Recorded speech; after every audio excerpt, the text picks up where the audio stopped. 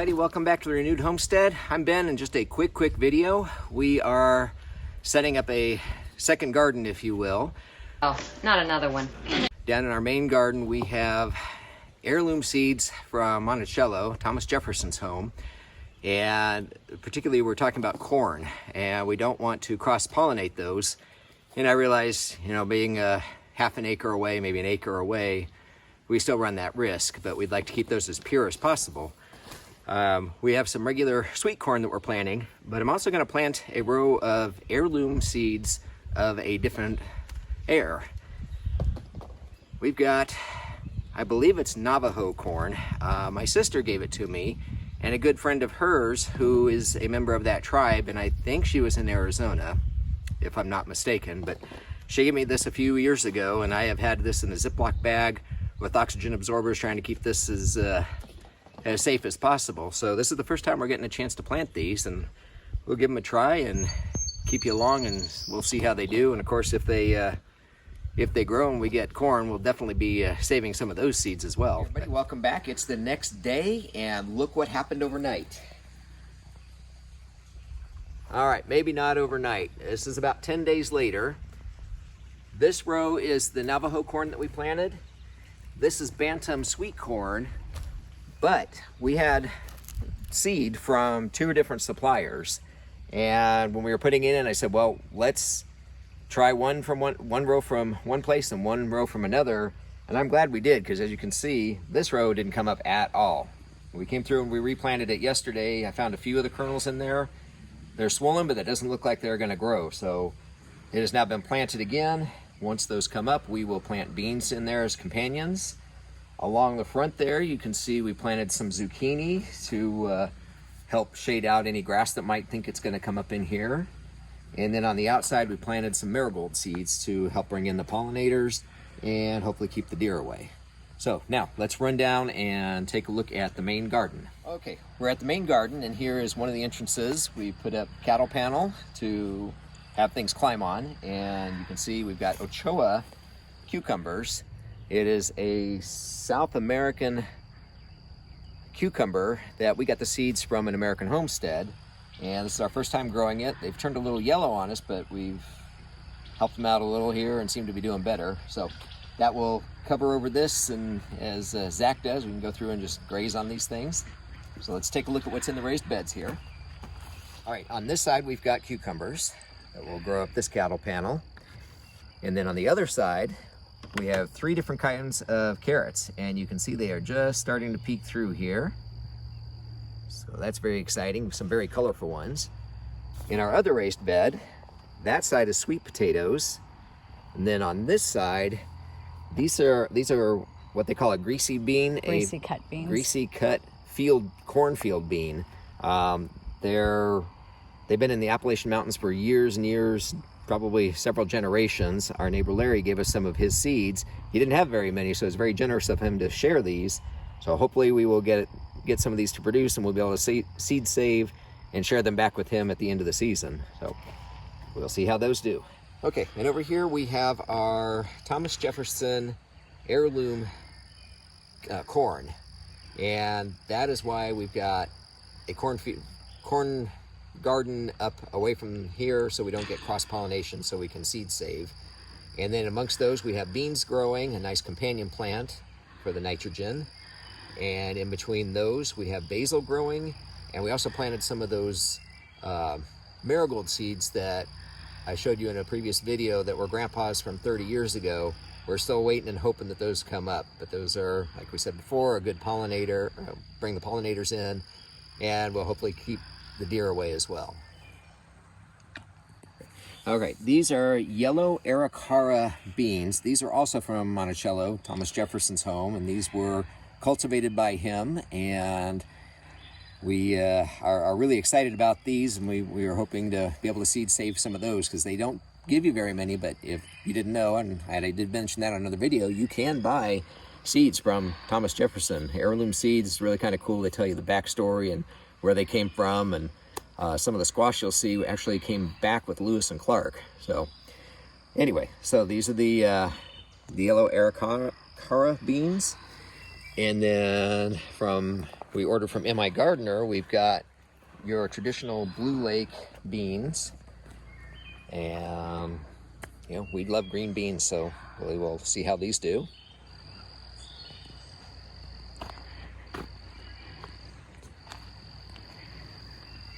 All right, and over here we have the Kusha Squash, which are a good sized squash. Right behind us here we've got Okra, which we've never grown okra. I don't know that either one of us has had it other than deep fried, so we're gonna give them a try, and you know, if it's something we don't care for, we will certainly be glad to share with our neighbors, and we'll share anyway, of course. And then on the back of the fence there, we have more peas. Well, actually peas, those are the first peas. There's some more behind me here. Okay, and in this row we've got watermelon. And the next one over, we've got, actually the next two rows, we've got two different kinds of pumpkins. One of them is a white, actually I think, no, one's a pie pumpkin. I think it's Long Island cheese pumpkin and then sugar pie pumpkin. Right, so one's a little round orange one that you see in the grocery store.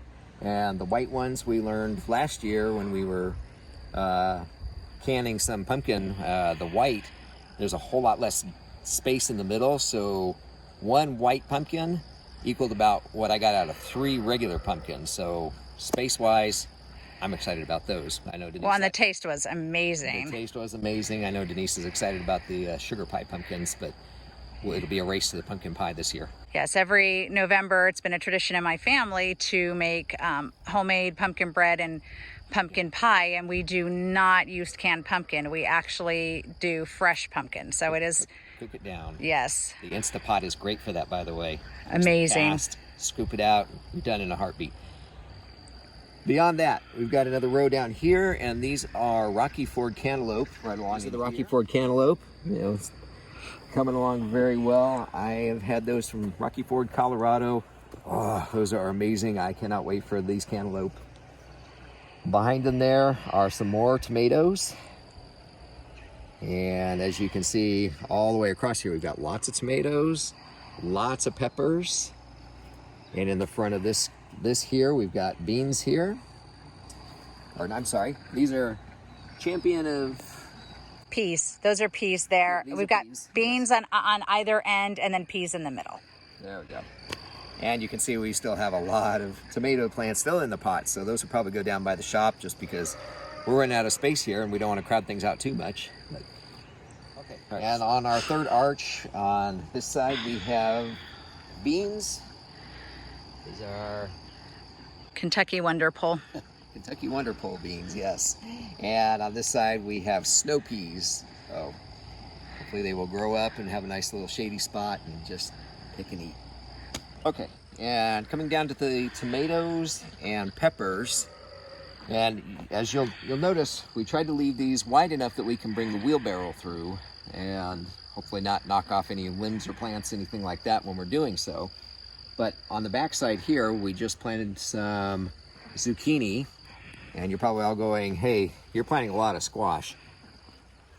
Like I said, we're new to this garden, and we don't know what each is going to produce, and I'd rather have too much because we can always feed it to our chickens and the other animals, and of course share with our neighbors. And if there's anybody in need, then we can put together baskets for those people as well. So we're planning extras for ourselves, for our family, but also for people that might be in need of extra food.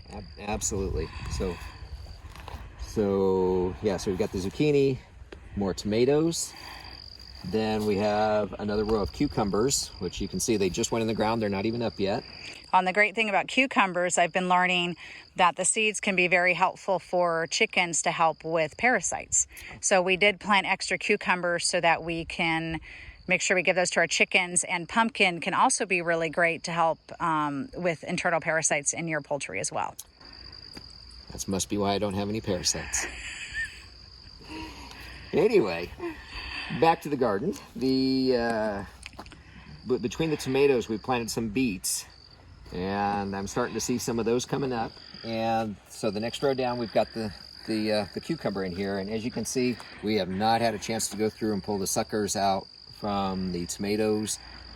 Watched a lot of videos. I know it seems painful to pull part of your plant apart, but everybody says it will grow and produce a lot better if you do. So we were going to come through and do that. And then the next row, we did not plant anything else in here, specifically so we can get the wheelbarrow back and forth across if we need to. Between these tomatoes is where I planted the beets, and we are starting to see some of those come up. The next row, the last row, we've got nasturtiums on this side because they are a good companion plant. They were just planted a couple of days ago, so they're not up yet, but they will bring in the beneficial insects. They're very pretty and they're very prolific, so we're going to be able to spread them throughout the garden in certain areas to help with the beneficial insects and to help keep the bad insects away, and it's also really pretty. And then our row of sunflower seeds, sunflowers. We've got the giants, and then we've got a red, kind of a maroon sunflower that we got from M.I. Gardner. And if you haven't noticed, the stakes in here, some of these have been painted with Billy's bone sauce to help keep the deer out of here. And so in this area, you can see we still have a bit of a mess. The grass is still growing here. This was not tilled over or smoothed out. And we are working on getting the cardboard down and putting the double ground mulch on top of that to snuff out the grass. But as you can see, it's a nice wide area.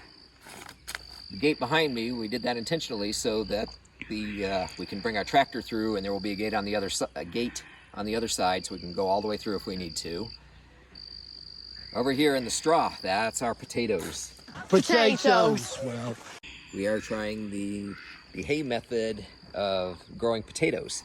We've got actually, I think, 4 different kinds of potatoes. We've got a white Kennebec, a russet, another white one, King Harry, and then Cuca. Cuca. So anyway, they are all starting to come up, and this is planted almost all the way across. So we're excited about the potatoes. Denise is really excited about the potatoes. Denise is very Irish. Yes, and because we've never grown potatoes, and we have a lot of people saying, "Oh, this is the easy method." Thought, well, you know what? Larry, our neighbor, again, very generously gave us a bunch of his extra potatoes that he had started, Kennebec and red potatoes. So we planted a bunch of those in there along with what we ordered from Stark Bros. And we thought, well, you know what? Let's put some in dirt and do it the old-fashioned way, if you will. And they are coming up as well, so we can go show you those.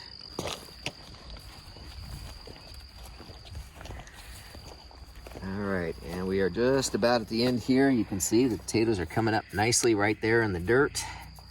And we will keep piling up the mulch around the top of them. So that row of potatoes. And then right behind it, we've got more squash.